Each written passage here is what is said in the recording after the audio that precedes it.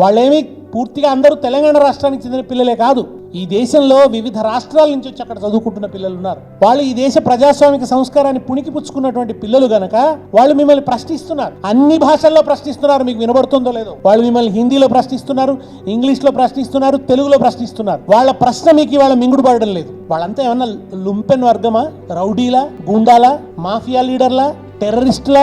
చక్కగా చదువుకుంటున్నటువంటి పిల్లలు ఎంత చక్కగా మాట్లాడుతున్నారు. ఆ పిల్లలందరూ కూడా చాలా చట్టబద్ధంగా మాట్లాడుతున్నారు, న్యాయబద్ధంగా మాట్లాడుతున్నారు, ధర్మబద్ధంగా మాట్లాడుతున్నారు. ఆ పిల్లలు సృజనాత్మకంగా మాట్లాడుతున్నారు. ఆ పిల్లలు సమాజం పట్ల బోలెడంత పట్టింపుతో మాట్లాడుతున్నారు ఆ ప్రజలు. అటువంటి ఒక కొత్త యువతరాన్ని చూస్తే ఇవాళ సంతోషం కలుగుతున్నది, కానీ వాళ్ళని చూస్తే కంపర పుడుతున్నది ఈ ప్రభుత్వానికి. ఇవాళ ఏం మాట్లాడుతున్నారు? పొంగులేటి శ్రీనివాసరెడ్డి గారు పెయిడ్ బ్యాచ్ అట, ఆ విద్యార్థులు పెయిడ్ బ్యాచ్ అట. అయ్యా, నిన్నటిదాకా మీ చుట్టూ కూడా విద్యార్థులు తిరిగారు కదా, మీరు అధికారంలోకి రావడం కోసం వాళ్ళని వినియోగించుకున్నారు కదా, అప్పుడు మీ చుట్టూ తిరిగిన వాళ్ళంతా పెయిడ్ బ్యాచేనా? ఆ విద్యార్థులను అట్లా అనడానికి మీకు నోరెట్లా వచ్చింది?